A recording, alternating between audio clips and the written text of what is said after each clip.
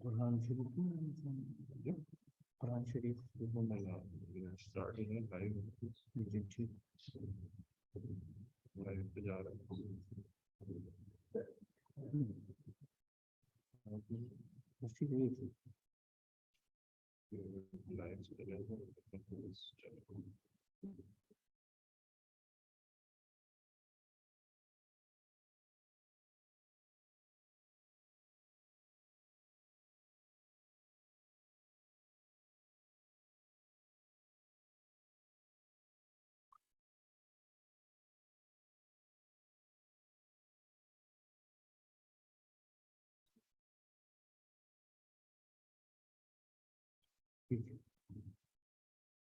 نحمده ونصلي على رسوله الكريم أما بعد أعوذ بالله من الشيطان الرجيم بسم الله الرحمن الرحيم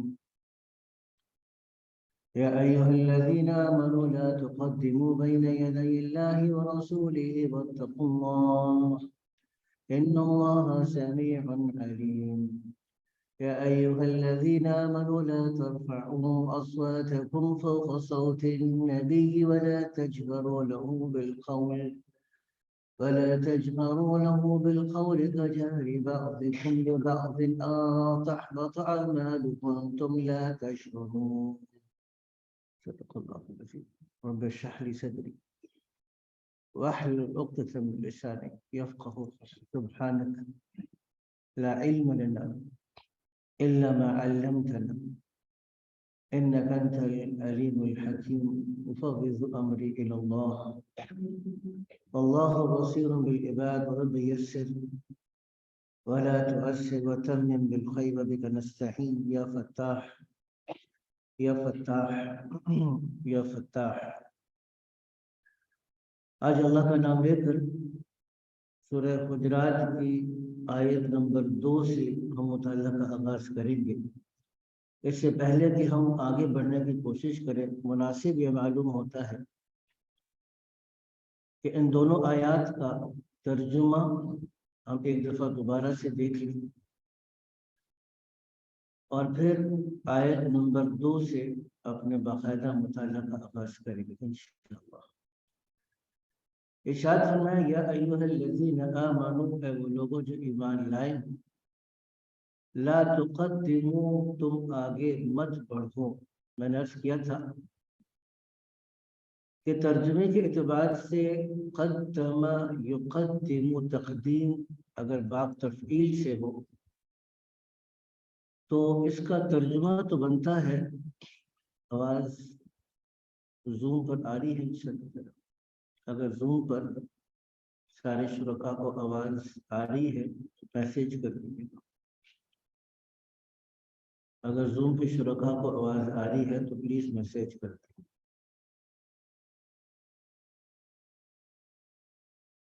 جی عرض میں کر رہا تھا کہ یہاں پہ یہ سوال اٹھایا تھا پچھلی دفعہ، سوال یہ اٹھایا تھا کہ لا تقدموا کا مطلب تو بنتا ہے تم آگے مت کرو، اور ترجمے کو اگر دیکھا جائے تو ترجمے کے اندر تو ہم کرتے ہیں کہ تم آگے مت بڑھو، یعنی لا تتقدموا کا ترجمہ کرتے ہیں، تو اس کی کیا وجہ ہے کہ میں نے پچھلی دفعہ عرض کیا تھا۔ مزید تھوڑا سا غور کرنے کا اور دیکھنے کا موقع ملا تو معلوم یہ ہوا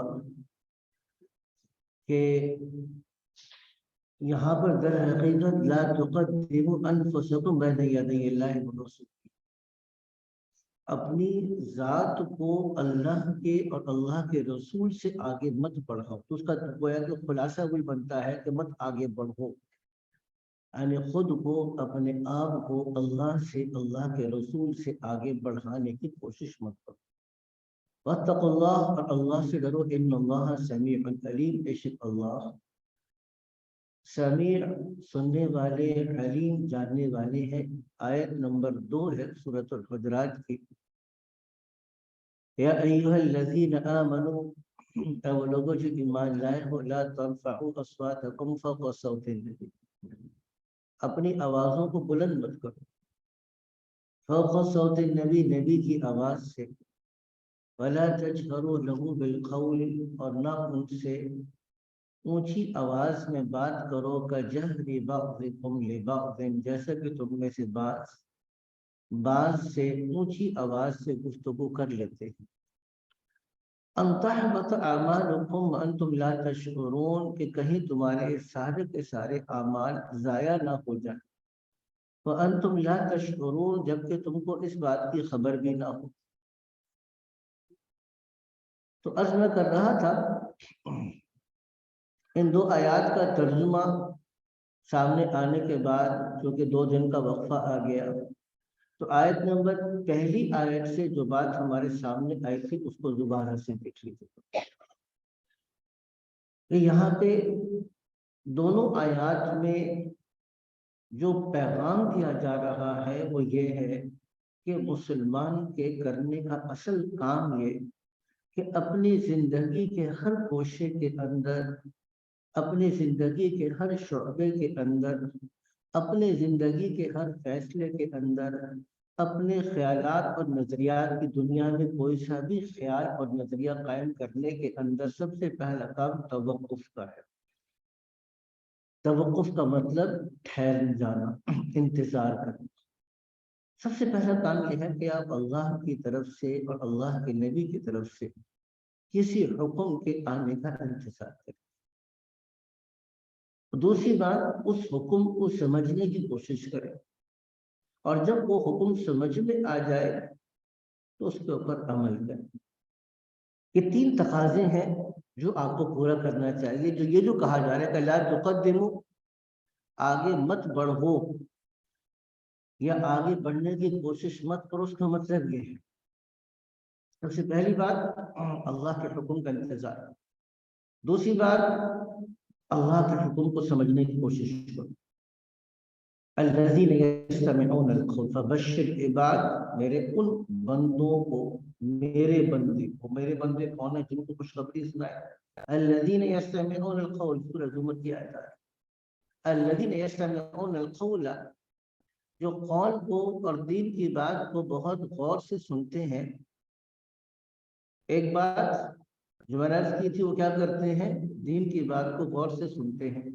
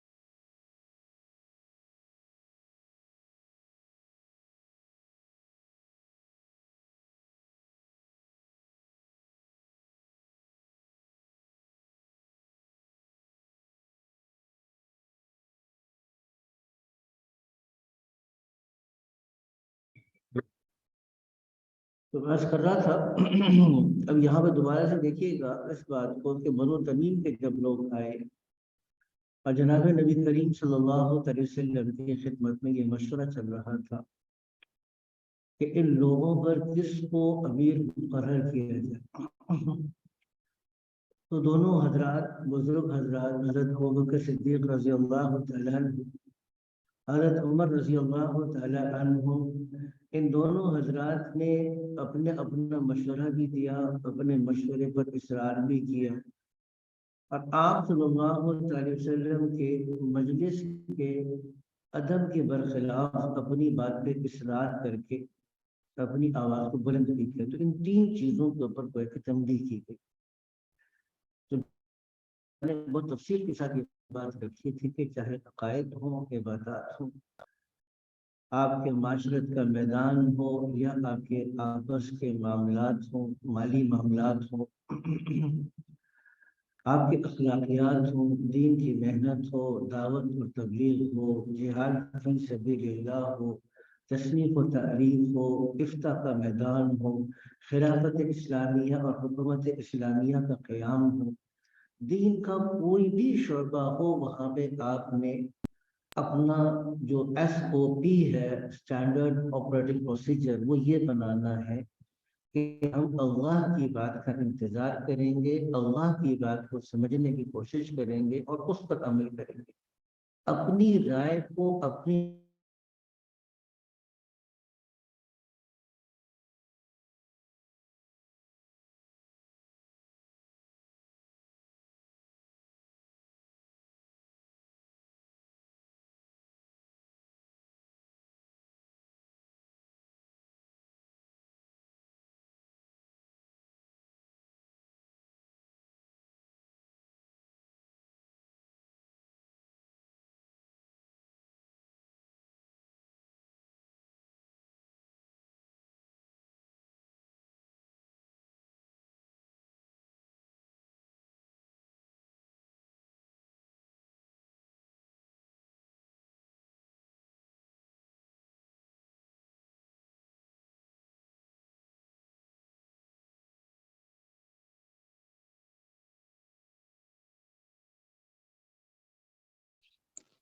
تو میں کر رہا تھا کر دیا اس کے آرے سے نہیں، اس موبائل پہ نا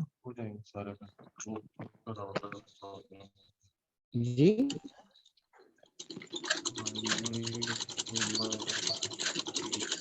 تو ٹھیک ہے نا، پانی اور میں سالن چاہیے نہیں کھا رہا تھا تو ہو گیا ریسٹ کو اگر نا کھاتے رہتی دے گئے تو میں کر رہا تھا یہ پلیز اپنا مائک میوٹ رکھیے گا، مائک کو اپنا پلیز میوٹ رکھیے گا اپنا پلیز۔ جی عرض میں کر رہا تھا آپ سے کہ اب آپ صلی اللہ تعالیٰ جا رہا، اب مجلس کا ادب کیا ہے؟ لا ترفعوا اصواتکم فوق صوت النبی،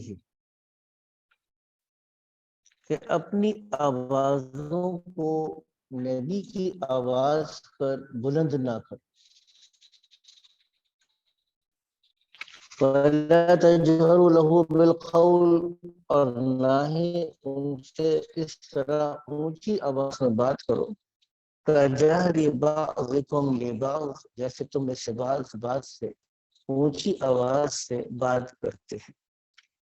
تو اب گویا کہ ہمیں یہ بات سمجھائی گئی کہ دیکھو ہونا کیا چاہیے تھا کہ آپ صلی اللہ علیہ وسلم کی مشورے کا انتظار ہوتا، آپ نے مشورے کا انتظار نہیں کیا، حضور اکرم صلی اللہ علیہ وسلم سے پہلے اپنی بات رکھی تھی، آپ صلی اللہ علیہ وسلم کے سامنے اپنی بات رکھی تھی، تو اس کی تصحیح یا اس کی تردید کا انتظار کرتے، آپ نے وہ بھی نہیں کیا۔ دوسری بات کہ آپ کی گفتگو کرتے ہوئے حضور اکرم صلی اللہ علیہ وسلم کی آواز سے آپ کی آواز بلند ہو گئی، تو آپ کی آواز کا حضور کی مجلس میں آواز سے بلند ہونا، یہ بھی آ گئی سادہ ترجمہ ہے۔ اس سے یہ بات تو سمجھ میں آ گئی کہ حضور اکرم صلی اللہ علیہ وسلم کی دور میں خاص طور سے صحابہ کرام کے لیے حکم یہی تھا کہ جب وہ حضور کی مجلس میں جائیں تو اپنی آواز، وہ حضرت عمر رضی اللہ تعالیٰ عنہ پر اس طرح گفتگو کرتے کہ سرگوشی کرتے، پوچھنا پڑتا کہ کیا کہا۔ ایک اور صحابی تھے غالباً حضرت حویرث رضی اللہ تعالیٰ عنہ، وہ جہیر الصوت تھے۔ جہیر الصوت کا مطلب جن کی آواز بلند تھی، وہ بلند آواز والے تھے۔ تو وہ تو اپنے گھر بیٹھ گئے، دروازہ بند کر لیا اور زاروں قطار رونا شروع کیا۔ 2-3 دن تک جب آپ صلی اللہ علیہ وسلم کو نظر نہیں آیا تو پوچھا کہ وہ نظر نہیں آ رہے، تو صحابہ کرام نے بتایا کہ حضور وہ تو کہ آپ صلی اللہ علیہ وسلم کو بتایا کہ حضور وہ تو بازار و قطار رو رہے ہیں کہ میری تو آواز ہی بلند ہے، بعض لوگوں کوشش کے باوجود ان کی آواز بلند ہوتی ہے، اور میں اگر جاؤں گا آواز بلند ہوگی، مجلس کی بے ادبی ہوگی، اللہ کے نبی ناراض ہوں گے، اللہ ناراض ہوگا، میں کیا کروں؟ جانا بھی چاہتا ہوں، حضور کو دیکھنا بھی چاہتا ہوں، زیارت بھی کرنا چاہتا ہوں، آپ کی مجلس کے برکات اور انوارات سے مستفید بھی ہونا چاہتا ہوں، لیکن آواز بھی قابو میں نہیں ہے، میں کیا کروں؟ وہ تو زار و قطار رو رہے۔ تو حضور اکرم صلی اللہ علیہ وسلم نے کہا کہ ان سے کہو کہ ان کے لیے یہ حکم نہیں، ان کے لیے استثناء کر دیا۔ تو میں اس بات کی طرف آ رہا تھا کہ دیکھیے اس زمانے کے لوگوں کے لیے تو یہ حکم بہت واضح تھا، لیکن اب جب کہ جناب نبی کریم صلی اللہ علیہ وسلم دنیا سے تشریف لے جا چکے، آج اگر ہم مدینہ پہنچ بھی جائیں یا مدینہ نہ جائیں، مشرق اور مغرب، شمال اور جنوب کے اندر جو بھی مسلمان، قیامت تک آنے والا مسلمان ہے، اس کے لیے کیا حکم ہے؟ وہ اس آیت پر اگر عمل کرنا چاہتا ہے تو اس آیت میں اس انسان، ہر ایک مسلمان کے لیے، چاہے مرد ہو کہ عورت، کیا پیغام ہے؟ اب ہم اس بات کو سمجھنے کی کوشش کریں۔ یہ اہم چیز ہے۔ پہلی بات تو دیکھیے یہاں پر یہ اس بات کو سمجھیے گا کہ جب آپ صلی اللہ علیہ وسلم کی کوئی حدیث ہمارے سامنے آ جائے تو ہماری یہ ذمہ داری تو بنتی ہے کہ ہم آپ صلی اللہ علیہ وسلم کی حدیث پر تحقیق کریں کہ یہ واقعی اللہ کے نبی کی بات ہے کہ نہیں، اور اس میں ہماری طرف سے بڑی احتیاطی ہے۔ بعض ایسے اقوال جن کا اللہ کے نبی کی ذات گرامی سے کوئی تعلق نہیں ہوتا، وہ حدیث کے طور پر بھیج دیتے ہیں۔ تو اگر اللہ کے نبی کی بات، کوئی آدمی اللہ کے نبی کی بات کے بارے میں کہے کہ یہ حدیث ہے، تو پہلی ذمہ داری یہ ہے کہ یہ تحقیق کر لو کہ اللہ کے نبی کی بات ہے کہ بھی نہیں ہے۔ جیسے کہ اللہ کے نبی نے کہا کہ من کذب علی متعمدا فلیتبوأ مقعدہ من النار، جس آدمی نے جان بوجھ کر میری طرف کسی ایسی بات کی نسبت کی جو میری طرف نہیں تھی، جان بوجھ کر جھوٹ بولا، تو اسے چاہیے کہ اپنا ٹھکانہ جہنم بنا۔ اسی لیے موضوع حدیث کو جان بوجھ کر آگے نقل کرنا اور یہ بھی نہ بتانا کہ یہ موضوع حدیث سے حرام ہے، علماء کرام نے بڑی شدید نکیر فرمائی۔ ضعیف ہے تو اس کو یہ بتا دو کہ ضعیف روایت ہے، اس کا یہ سند ہے۔ تو پہلا کام یہ ہے کہ جو سامنے آ جائے تو آپ اللہ کی نبی کی بات کے بارے میں تحقیق تو کریں کہ یہ روایت سچی ہے کہ نہیں ہے۔ صرف سنی سنائی بات کو اللہ کے نبی کی بات کے طور پہ آگے نقل نہ کر دے، یہ ذمہ داری بنتی ہے۔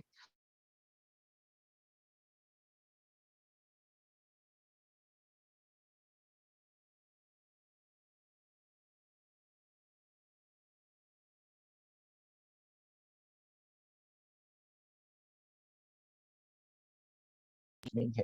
مثال کے طور پر ایک صاحب میرے کہنے لگے کہ جی یہ داڑھی کا رکھنا کیسا ہے؟ میں نے کہا جی حکم ہے، موطا امام مالک کی واضح روایت ہے، امر رسول اللہ صلی اللہ علیہ وسلم اعفاء اللحى و اعفاء الشوارب، اللہ کے نبی نے داڑھی کو بڑھانے کا، معاف کرنے کا، معاف کے الفاظ چھوڑ دو، اور مونچھوں کو باریک کرنے کا اللہ کے نبی نے حکم دیا۔ کہنے لگے کہ میرا خیال ہے کہ اللہ کے نبی نے یہ بات نہیں کہی ہوگی۔ میں کہا جی یہ خیال کیسے ہے؟ کیونکہ قرآن حکیم میں ہے کہ دین میں آسانی ہے۔ اسی طریقے سے ایک صاحب کہنے لگے کہ جناب سردیوں کے اندر جوتوں کے اوپر مسح ہو سکتا ہے؟ میں نے کہا جی نہیں ہو سکتا۔ مسح صرف چمڑے کے موضوع پر ثابت ہے، اور وہ بھی صرف اس لیے ثابت ہوا کیونکہ اس کی روایات متواتر، تواتر درجے میں پہنچ گئی، اس لیے ثابت ہوا۔ ورنہ قرآن حکیم کا جب حکم واضح تھا کہ اپنے پاؤں کو دھو، تو پھر تو چمڑے کے موزے کی بھی گنجائش نہیں ہونی چاہیے تھے، لیکن بڑی پکی اور مستند روایات آ گئی، اس کی بنیاد پہ پھر گنجائش دی گئی۔ کہنے لگے اس میں تو بڑی مشقت ہے اور یہ بھی دین کے خلاف ہے۔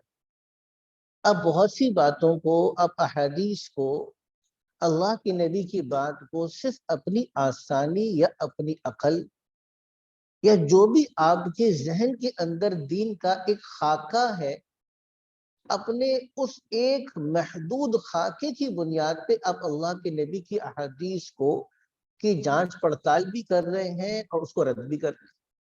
تو در حقیقت آپ صلی اللہ علیہ وسلم کی بات سے آگے آپ اپنی طبیعت کو، اپنی رائے کو آگے بڑھانے کی کوشش کریں۔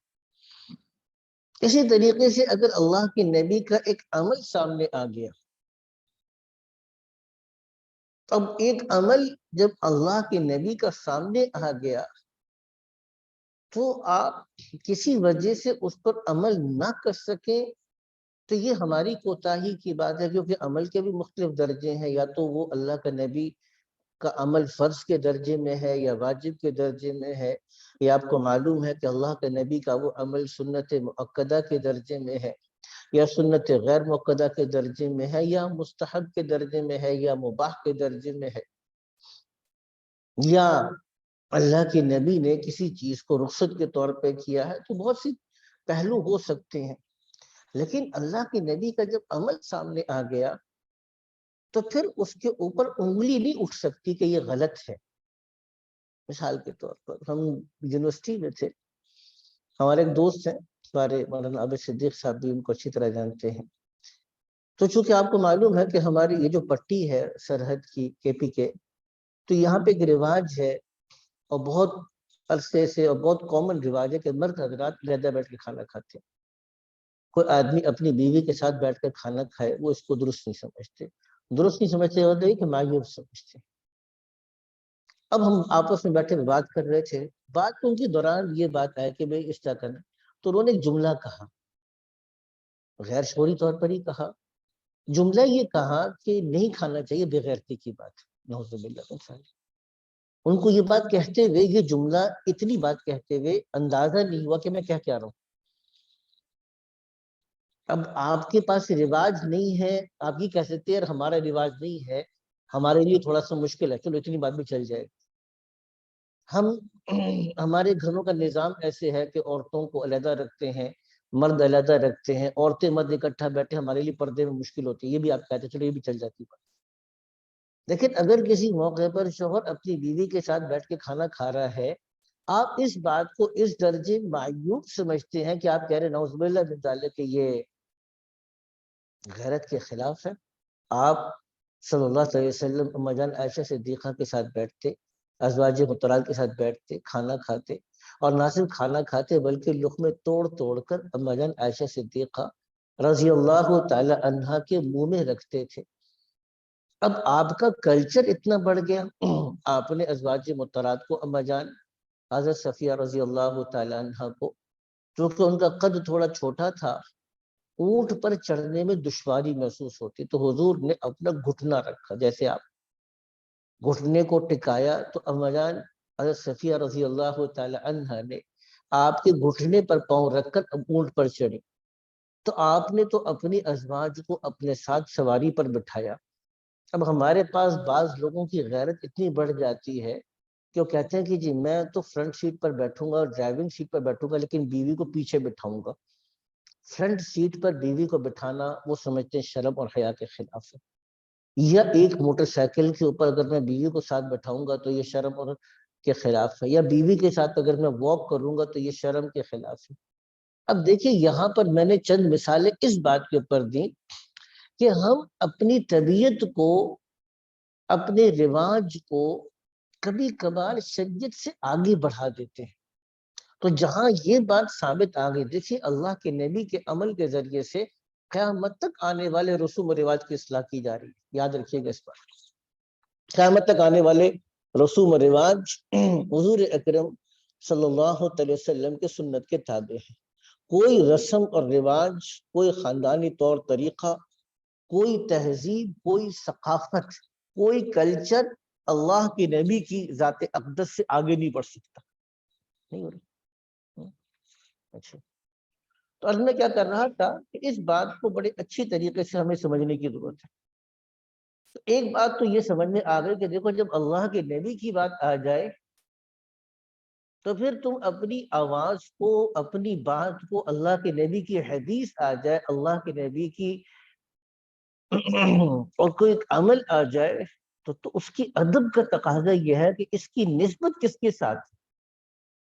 اب چونکہ اس عمل کی نسبت، اس قول کی نسبت، ہاں اب اس پر عمل کس درجے میں کرنا ہے، اس کو کس درجے میں، علماء محققین بتائیں،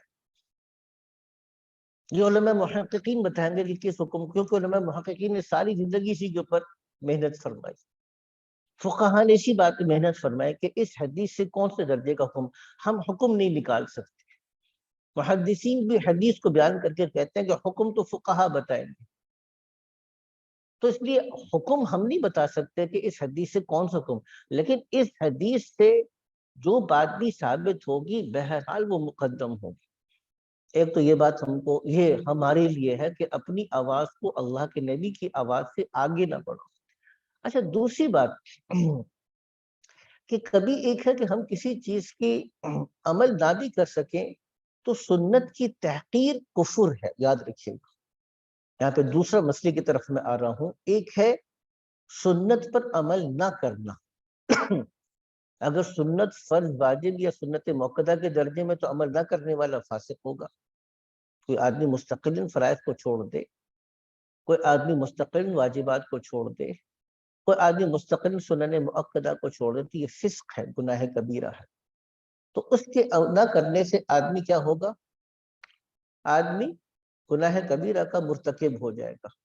لیکن کوئی آدمی سنت کی تخفیف کرے، کوئی آدمی سنت کی اگر تخفیف کرے، سنت کو اگر یہ چل رہا ہے تو اچھا ٹھیک ہے، کوئی آدمی اگر سنت کی تخفیف کرے اور سنت کو ہلکا سمجھے یا سنت کا مذاق اڑائے، اسی لیے علماء کرام نے فرمایا کہ دیکھو سنت پر عمل نہ کرنے سے زیادہ آدمی فاسق بنے گا اگر فرض اور واجب یا مؤکدہ کے درجے میں تھا، لیکن اگر سنت استحباب کے لیے تھا یا مباح کے درجے میں تھا تو پھر انسان کو گناہ بھی نہیں ہوگا۔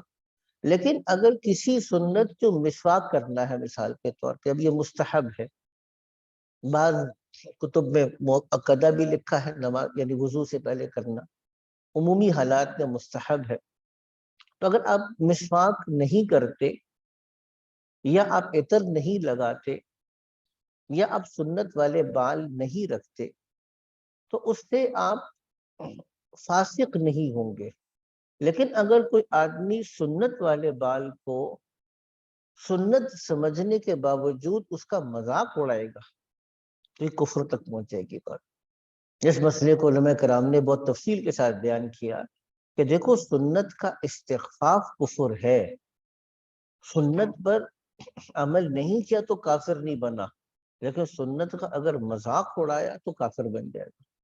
تو دوسری چیز اس بات پر بھی خیال کرنے کی ضرورت ہے کہ لا ترفعوا اصواتکم فوق صوت نبی کا مطلب یہ جو آخری ٹکڑا آ رہا ہے ان تحبط اعمالکم وانتم لا تشعرون، اس پہ خاص توجہ دیجیے گا، کیونکہ یہاں پہ سوال یہی اٹھ رہا تھا، توجہ دیجیے گا اس بات کی طرف کیونکہ آخر میں کہا کہ کہیں تمہارے اعمال اکارت نہ چلے جائیں، کہیں تمہارے سارے کے سارے اعمال صفر نہ ہو جائیں، ضائع نہ ہو جائیں، اور تمہیں اس بات کی خبر بھی نہ ہو۔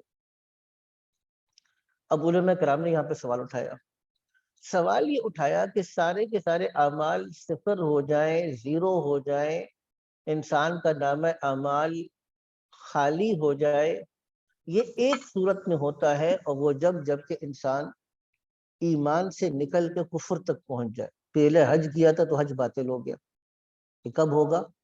ایک ہی صورت میں ہو سکتا ہے جب کہ انسان مسلمان نہ رہے، جتنی نمازیں پڑھی تھی صفر ہو گئی، ساری نمازیں صفر ہو گئی، جتنے زکوٰۃ دیے تھے وہ صفر ہو گیا، جتنا روزہ رکھا تھا وہ صفر ہو گیا، جو کچھ بھی کیا وہ سارا کا سارا صفر ہو گیا۔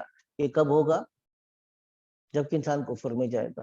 اچھا کفر اختیاری چیز ہے، کوئی انسان اگر کلمہ کفر سوتے میں کہے گا تو کبھی کافر نہیں ہوگا، بے ہوشی کے اندر کلمہ کفر کہے گا کبھی کافر نہیں ہوگا۔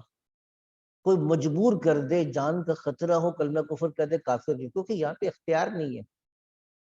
جو سو رہا ہے اس کو شعور نہیں، جو بے ہوشی میں اس کو شعور نہیں، جو مجبوری میں مکرہ ہے اس کو شعور تو ہے، لیکن شعور ہونے کے باوجود اس بیچارے کا اختیار نہ ہونے کے برابر ہے، کیونکہ اس کے اوپر تو مسلط کر دیا گیا نا کہ زبردستی بات کو، ورنہ تم کو جان سے مار دیں گے. تو جہاں انسان کے پاس اختیار نہ ہو، اس کی اپنی دلی رضامندی نہ ہو، تو اختیار اور دلی رضامندی کے بغیر کفر نہیں ہوتا. حالانکہ اس آیت میں تو کہا جائے تمہارے سارے اعمال ضائع جائیں گے جبکہ تم کو خبر بھی نہ ہوگی. تو یہ کیسے ممکن ہے کہ اگر کفر ہے تو خبر نہ ہو؟ بے خبری میں کفر کیسے ہوگا؟ اور اگر خبر ہو رہی ہے، کفر نہیں ہے، تو پھر سارے کے سارے اعمال کیسے ضائع ہوں گے؟ اب یہ دو چیزیں تھی، یہ مشکل بات تھی. علماء کرام، میں نے عرض کیا نا آپ سے، علماء کرام نے جو محنتیں کی، ساری زندگی لگائی، اسی لیے لگائی تاکہ قرآن اور سنت کا جو مغز ہے وہ صاف شفاف صورت میں ہمیں مل جائے. تو اب اس کی توجہ یہ بیان فرمائے کہ دیکھو بہت سی چیزیں ایسی ہیں جو خود اپنے ذات میں کفر نہیں ہیں، لیکن انسان کو کفر تک پہنچا دیتی ہیں. اس میں سے ایک بے ادبی بھی ہے. اب اس کی مثال سمجھیے گا.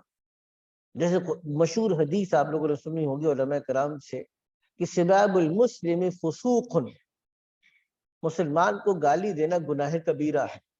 وقتالہ کفر، اور مسلمان سے لڑائی جھگڑا کرنا، مسلمان سے لڑائی جھگڑا کرنا یہ انسان کو کفر تک پہنچا دیتا ہے. انسان کو لڑائی جھگڑا کرنا کفر تک پہنچا دیتا ہے.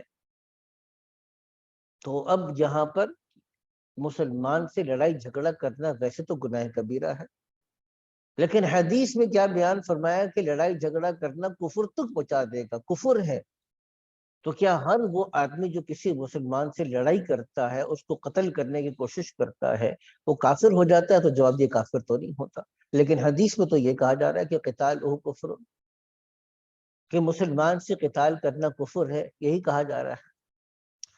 تو اس کا جواب یہ دیا کہ دیکھو مسلمان سے قتال کرنا اگرچہ کفر نہیں ہے، گناہ کبیرہ ہے، لیکن یہ ایسا منحوس گناہ کبیرہ ہے کہ اس منحوس گناہ کبیرہ کی نحوست سے کبھی کبھار انسان کا ایمان چلا جاتا ہے، ایمان ضائع ہو جاتا ہے. اس کی ایک اور مثال، من ترک الصلاۃ متعمدا فقد کفر، جس آدمی نے جان بوجھ کے نماز چھوڑی وہ تو کفر کر ہی دیا. اب جمہور علماء کے نزدیک کافر نہیں ہوگا، لیکن گویا کہ آخری حفاظت، جو سرحد کے اوپر جو آخری دروازہ ہے انسان کے ایمان کو روکنے اور بچانے کے لیے، وہ نماز ہے. اب جب کہ انسان نے اس دروازے کو بھی پامال کر دیا، اس دروازے کو بھی کھول دیا، تو اب گویا کہ کسی بھی وقت یہ اسلام کی سرحد سے نکل کے کفر میں داخل ہو سکتا ہے. فقط کفر کا مطلب جمہور علماء کے نزدیک یہی ہے، گویا کہ وہ تو کفر تک پہنچ ہی گیا. تو بعض اعمال کی نحوست ایسی ہے، اسی طریقے سے بے شرمی اور بے حیائی ہے. بے شرمی اور بے حیائی کے اندر ایسی نحوست ہے، اسی لیے بیان فرمایا کہ اذا لم تستحی فاصنع ما شئت، الحیاء شعبۃ من الایمان. یہ جو بار بار روایت کہیں کہ حیا اور شرم ایمان کا ایک خاص شعبہ ہے.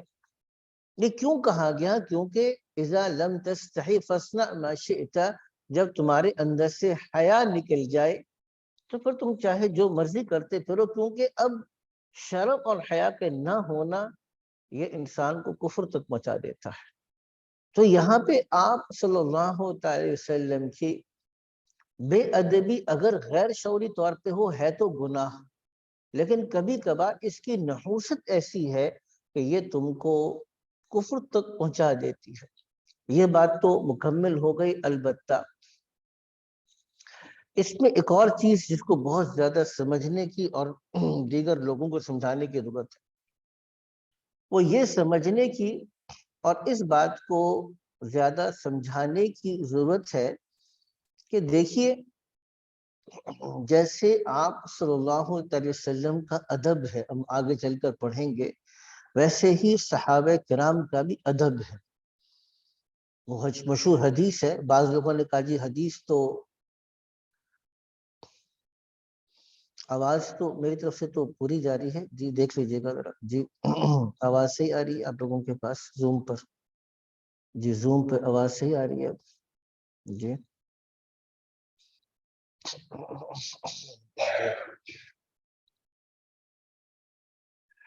اچھا جی، عرض میں کر رہا تھا جی کہ ویسے آپ صلی اللہ علیہ وسلم نے کہا کہ اللہ اللہ فی اصحابی لا تتخذهم من بعدی غرضا، اللہ سے ڈرو، اللہ سے ڈرو، میرے صحابہ کے بارے میں میرے بعد ان کو نشانہ تنقید نہ بناؤ۔ فمن احبهم فبحبی احبهم، جس نے میرے صحابہ سے محبت کی اس نے میری خاطر مجھ سے محبت کی وجہ سے محبت کی۔ ومن ابغضهم فببغضی ابغضهم، جس نے میرے صحابہ سے نفرت کی اس نے مجھ سے نفرت کی بنیاد پہ صحابہ کرام سے نفرت کی۔ تو جیسے ادب آپ صلی اللہ تعالی علیہ وسلم کی نشست کا ہے اور آپ کی مجلس کا ہے، ویسے ہی ادب صحابہ کرام رضی اللہ تعالی عنہم اجمعین کے مقام اور مرتبے کا ہے۔ مثال کے طور پر دیکھیے، ایک دفعہ حضرت ابوبکر صدیق اور حضرت عمر کی آپس میں کسی معاملے پہ تھوڑی سی بحث ہوئی، حضرت ابوبکر صدیق نے کچھ سخت کلمات کہہ دیے، حضرت عمر کو برا لگا، حضرت ابوبکر کو احساس ہوا، کہا کہ تم مجھے معاف کر دو، مگر نہیں میں نہیں معاف کرتا۔ ابوبکر صدیق نے کہا معاف کر دو ورنہ میں جا کے اللہ کے نبی سے شکایت لگاؤں گا، مگر نہیں کرتا، آؤ چلے گئے۔ تو بعض لوگوں نے کہا عجیب آدمی ہے، سخت کلام بھی کرتا ہے، سختی بھی کرتا ہے، اور پھر کہتا ہے معاف کرو نہیں تو اللہ کے نبی سے جا کے شکایت لگاؤں گا۔ حضرت عمر نے کہا پتہ ہے تمہیں کون ہے یہ؟ ان کو جانتے بھی ہو یہ کون ہے؟ یہ ابوبکر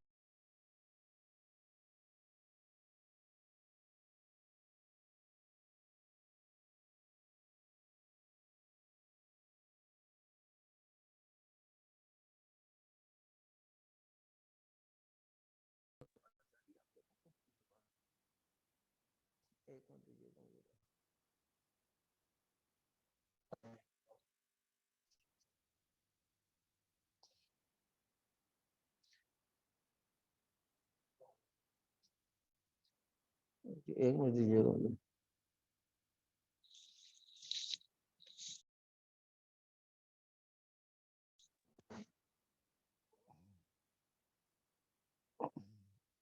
بسم اللہ الرحمن الرحیم۔ حضرت میں سبق میں ہوتا ہوں دن کے اوقات میں، مجھے 2 بجے سے پہلے کال نہ کیا کریں مہربانی فرما کے۔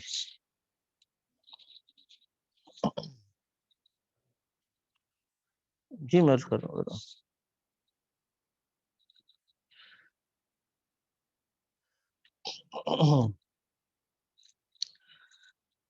بسم اللہ الرحمن الرحیم۔ جیسے میں کر رہا تھا آپ کی خدمت میں کہ حضرت عمر نے فرمایا تمہیں پتہ بھی ہے کہ اگر یہ کون صاحب ہیں، اگر یہ ناراض ہو گئے تو اللہ کا نبی ناراض ہو جائے گا۔ حضرت ابوبکر صدیق گئے تو حضور نے دور سے دیکھ کے بتا دیا کہ مجھے لگ رہا ہے کہ ڈر کے آئے ہیں کسی سے۔ ابوبکر صدیق نے آ کے بتایا کہ جی ایسا ہوا، میں نے عمر سے کہا بھی کہ مجھے معاف کر دو، اس نے مجھے معاف نہیں کیا۔ حضور خاموش ہو گئے، اور جب حضرت عمر تھوڑی دیر بعد ان کو احساس ہوا کہ یار کچھ تھوڑی سختی ہو گئی، وقت گزرتا ہے تو انسان کے جذبات تھوڑے سے ٹھنڈے پڑتے ہیں۔ حضرت عمر بھی نکلے، اب ان کو بھی فکر ہوئی کہ پتہ نہیں کہ حضور کو جا کے شکایت تو نہیں لگا دی۔ تو حضرت عمر رضی اللہ تعالیٰ عنہ کو بھی اب ذرا فکر ہوئی، وہ گئے۔ اب جب حضور کے پاس پہنچے تو حضور کا چہرے کے اوپر ناراضگی کے آثار تھے۔ اب حضرت عمر نے جب حضور کو سلام کیا تو حضور نے چہرہ پھیر لیا، حضرت عمر تو حضور کے قدموں میں گر گئے، حضور معاف فرما دیں۔ اب حضرت ابوبکر صدیق کو بھی احساس ہوا کہ میں نے شکایت لگا کر اچھا نہیں کیا، چھوٹی سی بات تھی، مجھے شکایت نہیں لگانی چاہیے تھی۔ حضرت ابوبکر صدیق بھی حضور کے قدموں میں پڑ گئے، حضور غلطی میری تھی۔ تو حضور نے اس موقع پر جو جملہ کہا وہ میں جملہ، جو اتنی لمبی تمہید باندھی میں نے، اس جملے کے لیے میں تمہید باندھی کہ حضور نے جو جملہ کہا اس موقع پر وہ جملہ ارشاد فرمایا کہ تم لوگ میری خاطر میرے ساتھی کو نہیں چھوڑ سکتے. یہ جو جملہ تھا یہ بہت امپورٹنٹ ہے کہ تم لوگ میری خاطر میرے صاحب کو نہیں چھوڑ سکتے.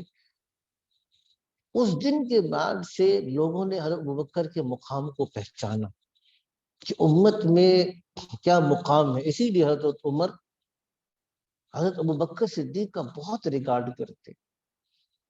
اسی لیے اب ایک اور واقعہ سنا دوں آپ کو, توجہ کے ساتھ سننے کا واقعہ بڑا.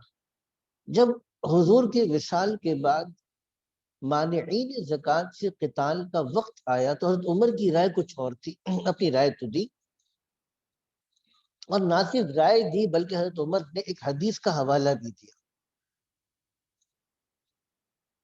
اور حدیث کا حوالہ یہ دیا کہ اللہ کے نبی نے تو یہ کہا تھا, امرت ان اقاتل الناس حتی یشہدوا لا الہ الا اللہ, مجھے حکم دیا گیا کہ میں لوگوں سے قتال کروں یہاں تک کہ وہ اس بات کی گواہی دے کہ اللہ کے علاوہ کوئی معبود نہیں ہے,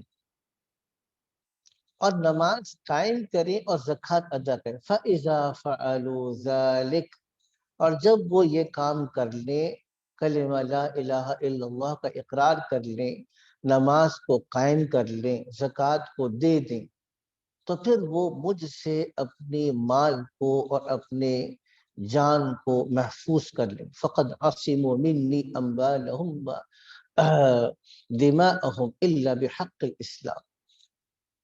تو حضرت عمر نے تو حدیث کو پیش کیا کہ جن سے آپ قتال کرنے لگے ہیں وہ کلمہ پڑھتے ہیں, نماز قائم کرتے ہیں, اور زکوٰۃ بھی حکومت کو نہیں دیں گے, زکوٰۃ کا انکار تھوڑی کر رہے. تو آپ کیسے قتال کریں گے ایک ایسے آدمی سے جس نے کلمہ کا اقرار کر رکھا ہے؟ حضرت ابوبکر صدیق نے کیا فرمایا؟ ابوبکر صدیق نے فرمایا کہ بل اقاتل من فرق بین الصلاۃ والزکاۃ. حضرت ابوبکر صدیق نے کہا کہ دیکھو میں تو قتال کروں گا ہر اس آدمی سے جو زکوٰۃ اور نماز میں فرق کرتا ہے. اور حضرت عمر فرماتے ہیں کہ جب میں نے دیکھا کہ اللہ نے ابوبکر کے سینے کو کھول دیا تو میں سمجھ گیا کہ حق ابوبکر کے ساتھ ہے. اب یہ بات کو یاد رکھیے گا کہ جیسا ادب حضور اکرم صلی اللہ علیہ وسلم کی مجلس کا ہے, اللہ کے نبی تو معصوم ہے, ہم صحابہ کرام کو معصوم نہیں سمجھتے. میں آگے چل کے ابھی اس عقیدے کی وضاحت بھی کروں گا, لیکن ادب بہرحال صحابہ کا بھی اتنا ہی بڑا ہے. تو دوسرے نمبر پہ جن لوگوں نے اللہ کی نبی کی سنت اور اللہ کے نبی کے احادیث کو نقل کیا وہ صحابہ کرام ہیں, اور ہمیں حکم دیا گیا کہ ہم ان کا بھی ویسے ہی ادب کریں. اس درجے کا نہ بھی ہو لیکن بہرحال ادب ضرور ہو جیسا کہ حضور اکرم صلی اللہ علیہ وسلم کی مجلس کا ادب تھا. یہ ہو گئی دو باتیں. تیسری بات,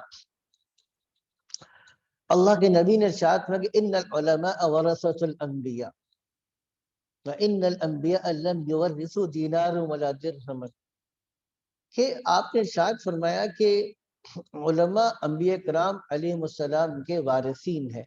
وان العلماء ان الانبیاء لم یورثوا دینارا ولا درہما, اور انبیاء کرام علیہ السلام نے کوئی درہم اور دینار نہیں چھوڑا. ولیکن ورثوا ھذا العلم, لیکن انبیاء کرام علیہ السلام اس علم کو چھوڑ کر کے. تو جس آدمی نے اس دین کے علم کو حاصل کیا وہ گویا کہ نبی کا وارث بن گیا. اچھا, اسی لیے انبیاء کرام علیہ السلام کے جتنے ورثہ ہیں یعنی کہ علماء کرام, ان کا بھی ویسے ہی ادب ہے. علماء کرام کا بھی ادب ہے, جیسا کہ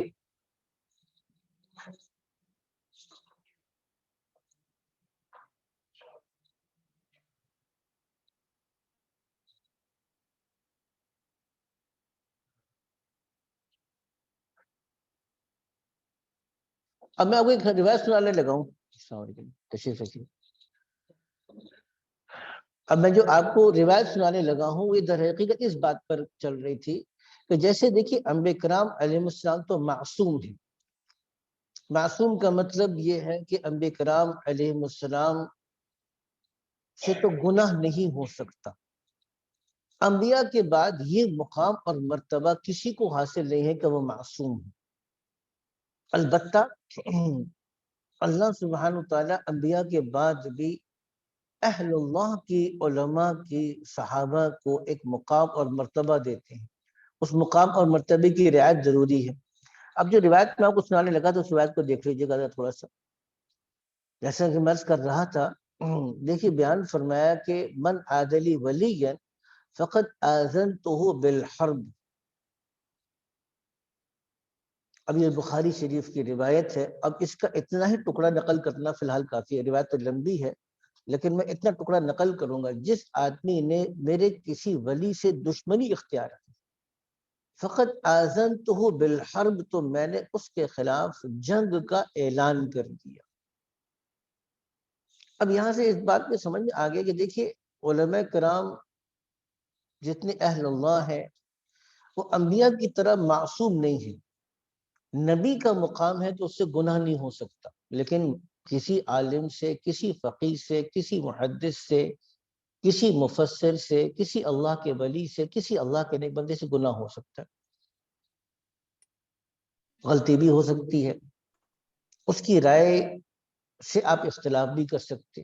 دیکھیے ساری چیزیں اپنی جگہ پر حق ہے، اس بات کو سمجھنے کی ضرورت ہے۔ لیکن مقام اور مرتبے کا تقاضا کیا ہے، اس بات کو سمجھیے گا ذرا، کیونکہ ہمارے پاس اس چیز میں بہت کمی ہے کہ ہم یہ سمجھتے ہیں کہ ہر وہ آدمی جس سے غلطی ہو سکتی ہے اس آدمی کی بے ادبی بھی جائز ہے۔ میں آپ کو ایک اور مثال سے سمجھاتا ہوں، بلکہ یہ جو مثال دینے لگا ہوں یہ بہت زیادہ obvious ایگزامپل ہے جس سے بات زیادہ آسانی کے ساتھ آپ کو سمجھ میں آئے گی۔ دیکھیے سورہ لقمان میں ارشاد فرمایا وَإِن جَاهَدَاكَ، اگر تمہارے مشرک والدین، والدین کون ہیں؟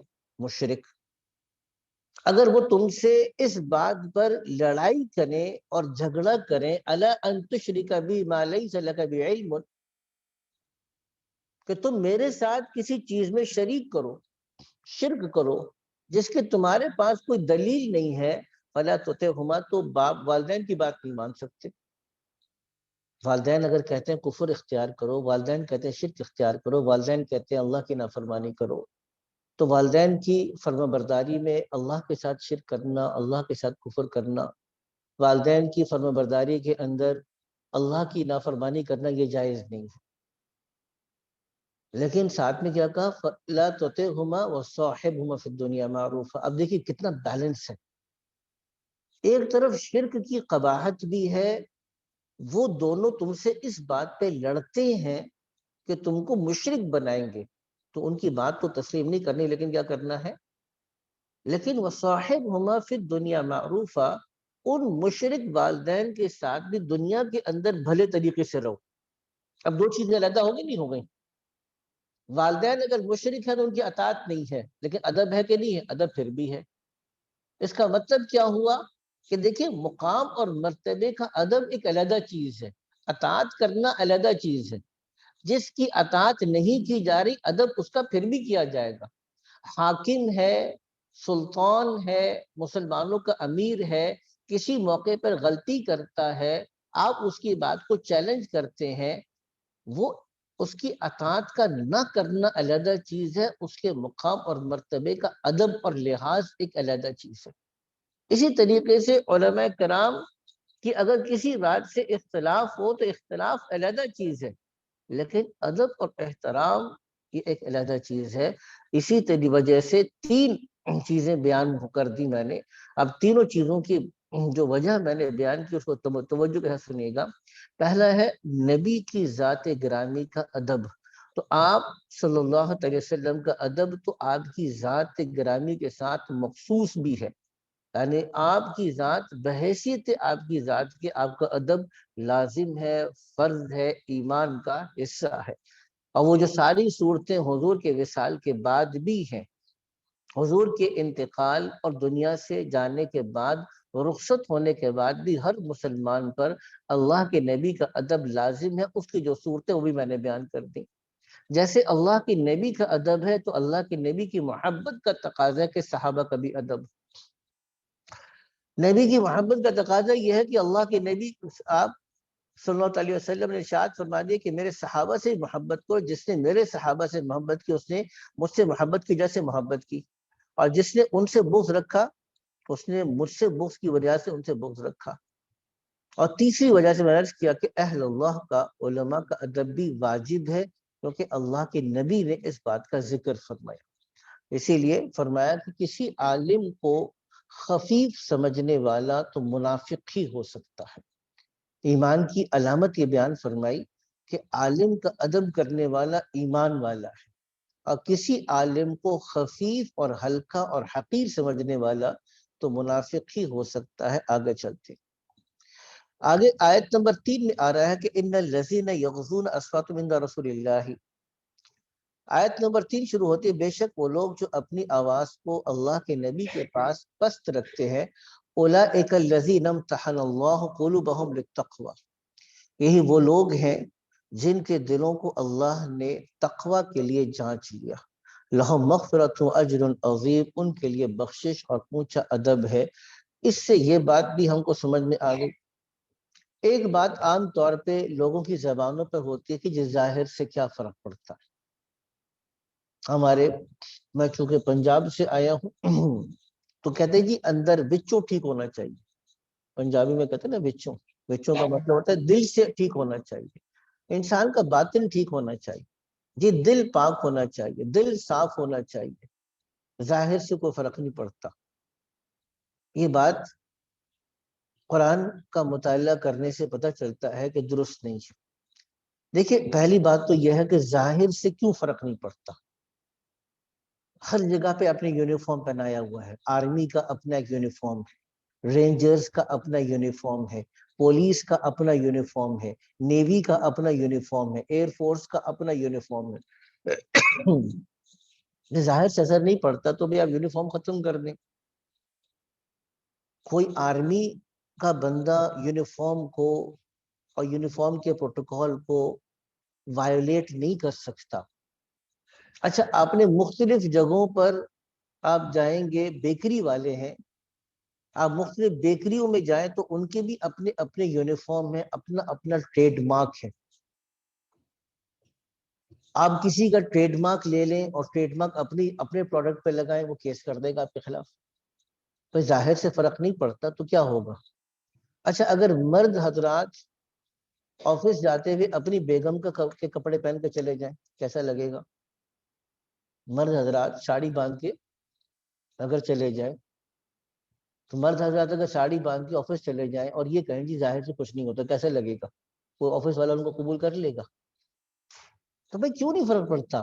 پوری دنیا کے اندر ظاہر سے فرق پڑتا ہے۔ جم خانہ میں آپ جائیں، جم خانہ کے والے کہتے ہیں کہ نہیں جی آپ ویسٹ کوٹ پہن کے آئیں، بند جوتے پہن کے آئیں، تو جم خانہ والوں کو یہ بات کیوں نہیں سمجھ میں آتی کہ ظاہر سے کوئی فرق نہیں پڑتا؟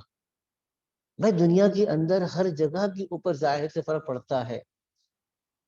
اللہ تعالیٰ نے دیکھیں یہاں پہ کیا ارشاد فرمایا، ایک عمل ہے جو جس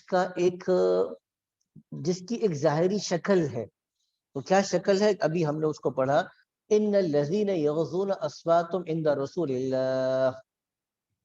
ظاہری شکل کیا ہے کہ وہ لوگ جو اللہ کے نبی کے پاس اپنی آواز کو پست رکھتے ہیں، یہ اس کی ظاہری شکل، یعنی جو اللہ نے حکم دیا کہ اپنی آواز کو آگے نہ بڑھاؤ، اب اس حکم پہ عمل کرتے ہیں، اپنی آواز کو اللہ کے نبی کے سامنے پست رکھتے ہیں۔ اب دیکھیے اس پہ حکم کیا لگا؟ ایک عمل کی اس کی ظاہری شکل یہ ہے کہ آواز پست ہے، اور اس کے اوپر حکم کیا لگ رہا ہے؟ اولئک الذین امتحن اللہ قلوبهم للتقوی، یہی وہ لوگ ہیں جن کے دلوں کو اللہ نے تقوی کے لیے جانچ لیا، کیونکہ دل میں تقوی ہوگا، خدا خوفی ہوگی تو عمل بھی آئے گا، اور عمل آئے گا تو تقوی بھی آئے گا۔ اچھی وائس ورسا چلتا ہے، دونوں طرف سے چلتا ہے سلسلہ۔ وائس ورسا کا مطلب کہ ریسیپروکل ہے، تقوی خود بخود عمل پہ ابھارتا ہے، اور عمل کرنا انسان کے اندر تقوی کو لے کر آتا ہے۔ اسی لیے دیکھیے سب سے پہلے ہم کو ظاہری آداب سکھائے گئے،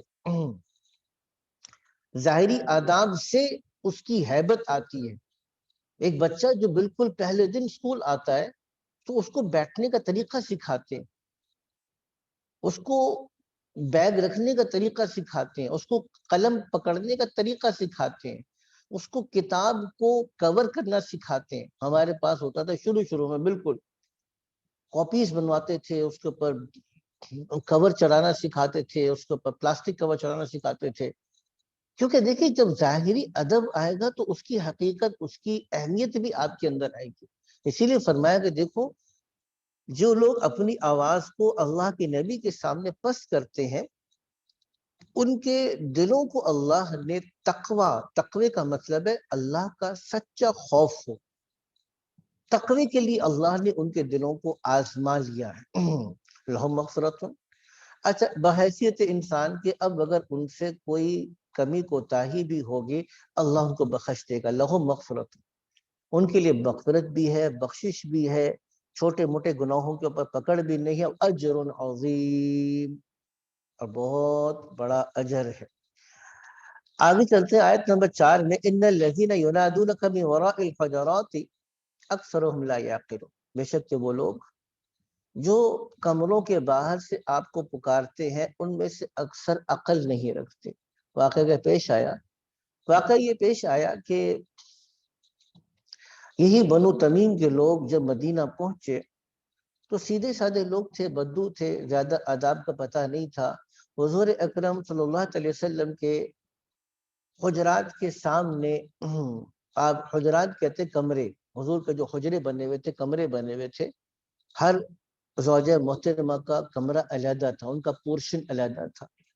تو آپ کے حجروں کے سامنے آ کر آپ کو پکارنا شروع کر دیا, آپ کا نام لینا شروع کر دیا, یا محمد اخرج الینا, یا محمد اخرج الینا, یا محمد صلی اللہ علیہ وسلم آپ ہمارے پاس تشریف لے آئیں, آپ ہمارے پاس تشریف لے آئیں.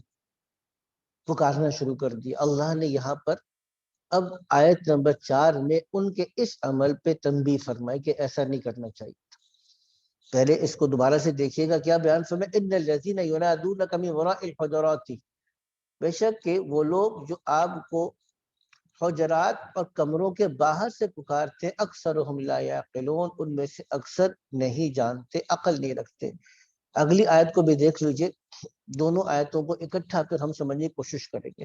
آگے بیان فرمایا وَلَوْ أَنَّهُمْ صَبَرُوا حَتَّى تَخْرُجَ إِلَيْهِمْ, اور اگر وہ صبر کرتے یہاں تک کہ آپ ان پہ نمودار ہوتے, نکل آتے, لَكَانَ خَيْرًا لَهُمْ, یہ ان کے لیے بہتر ہوتا. وَاللَّهُ غَفُورٌ رَحِيمٌ, اللہ غفور بخشنے والے مہربان ہیں. اچھا یہ بات جب ہم کو سمجھ میں آ گئی, دونوں آیتوں کا ترجمہ کہ جو کمروں کے باہر سے آپ کو پکار رہا ہے ان میں سے اکثر نہیں جانتے, عقل نہیں رکھتے. ایک بات, اگر وہ انتظار کرتے یہاں تک کہ آپ خود تشریف لے آتے ان کے لیے بہتر ہوتا. اللہ بخشنے والا مہربان, یہ ترجمہ ہمارے سامنے آ گیا. اچھا اب پھر وہی سوال, کیا سوال ہوگا؟ سوال یہ ہوگا کہ ٹھیک ہے, جو لوگ اس زمانے میں موجود تھے ان کے لیے یہ حکم واضح ہے کہ جب آپ صلی اللہ علیہ وسلم کے پاس جائیں تو آپ کے نکلنے کا انتظار نہ کریں, آپ کو باہر بلانے میں جلدی نہ کریں, آپ کو پکارنے میں جلدی نہ کریں, اور جب اللہ کے نبی آ جائیں تو جتنا وقت انتظار میں لگ گیا یہ ان کے لیے بہتر ہے. اچھا اس زمانے کے لوگوں کے لیے اس آیت کا مفہوم تو بہت واضح ہے. دیکھیں میں دوبارہ سے سوال اٹھاؤں گا. سوال میرا یہ ہے کہ اچھا یہ آیت تو قیامت تک کے انسانوں کے لیے ہے, تو قیامت تک انسانوں کے لیے کیا ہوگا؟ قیامت تک انسانوں کے لیے اس میں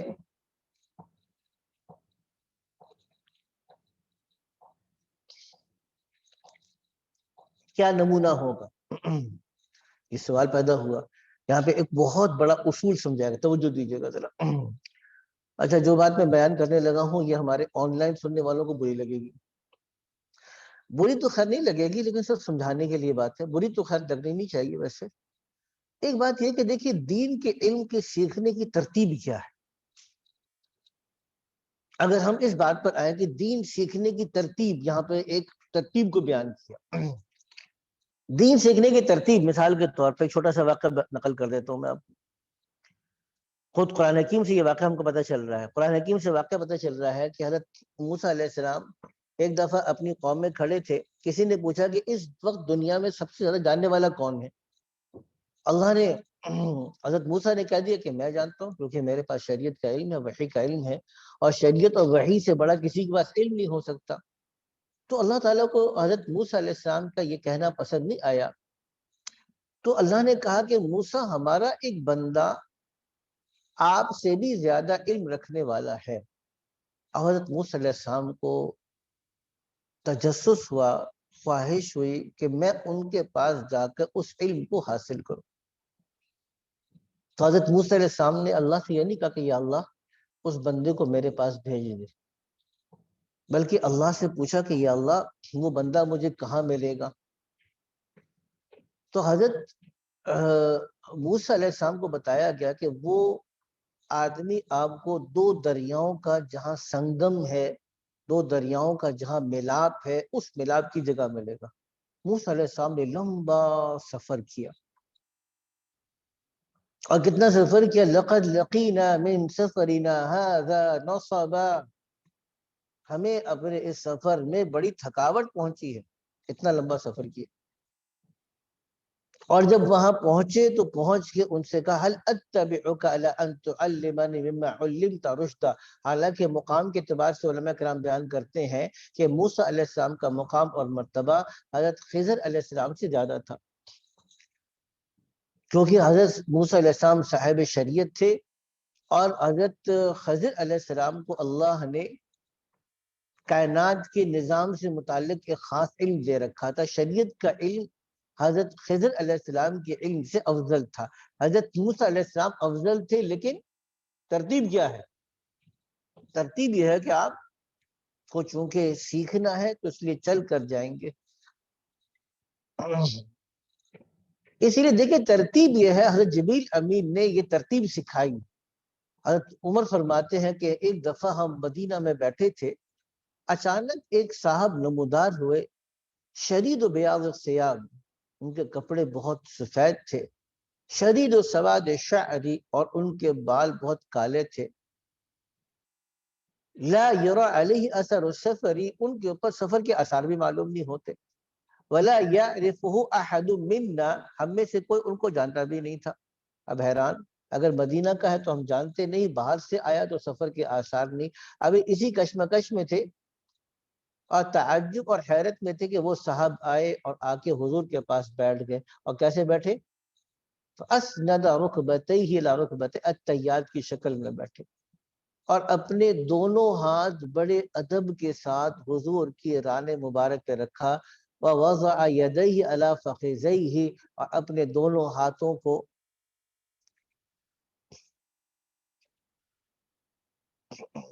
یہ کیا لکھا بھائی آپ نے؟ جی سمجھ میں نہیں آئی کیا لکھا بھائی آپ نے درمیان میں؟ جی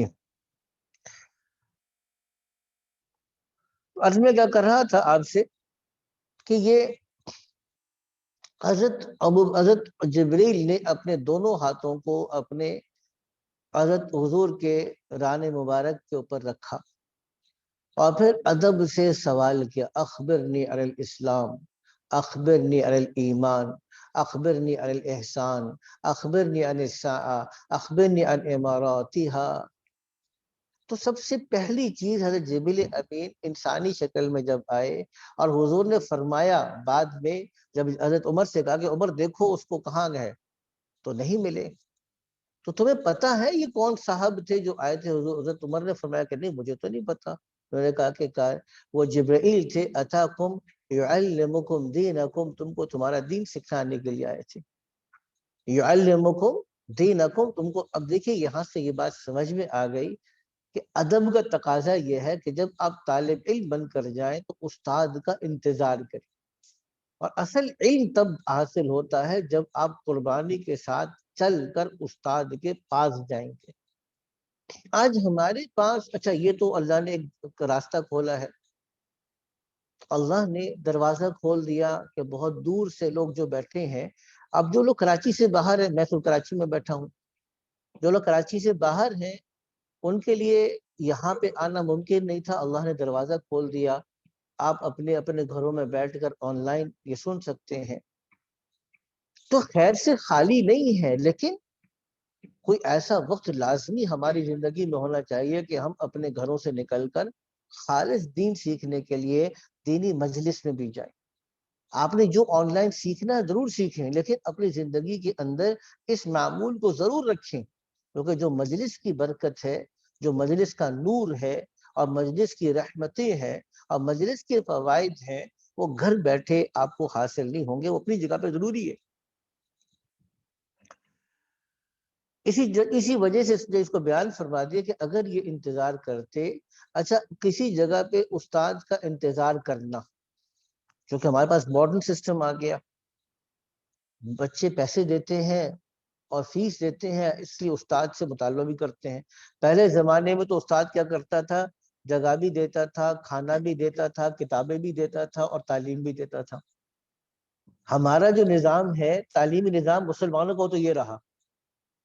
حضور کے پاس جب آتے، ایک جماعت آئی حضور کے پاس، حضور نے کہا ان کو کون دین سکھائے گا؟ انصار نے کام سکھائے۔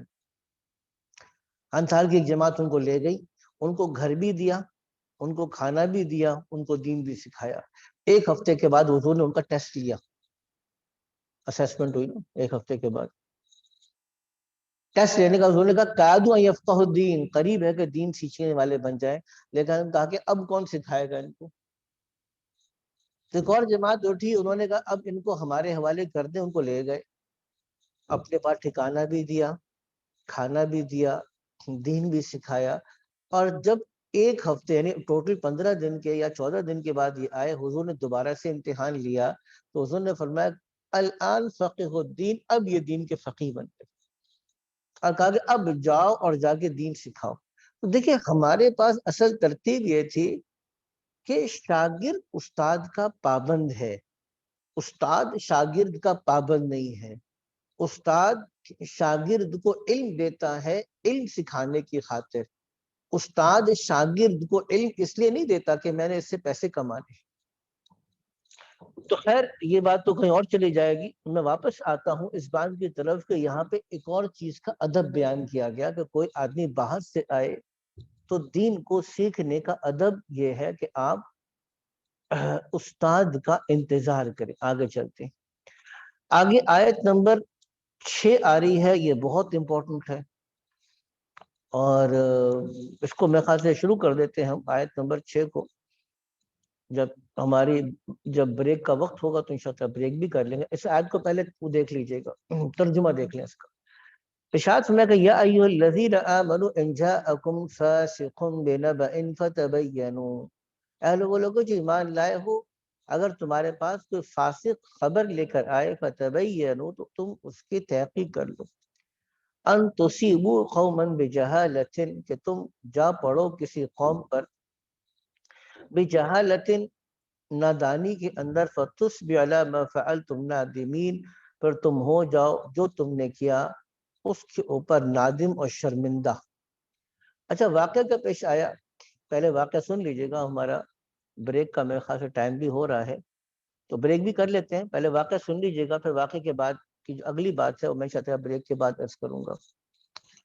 واقعہ یہ پیش آیا کہ حضور اکرم صلی اللہ علیہ وسلم نے حضرت ولید بن عقبہ رضی اللہ تعالیٰ عنہ کو ایک قوم اور ایک قبیلے کی طرف بھیجا زکوٰۃ وصول کرنے کے لیے۔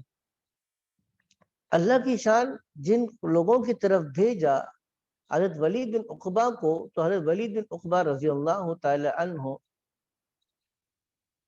ان کو جو بھیجا تو وہ وہاں پر جن کی طرف بھیجا ان سے حضرت ولید بن عقبہ کے پرانی اسلام لانے سے پہلے کوئی دشمنی رہی تھی۔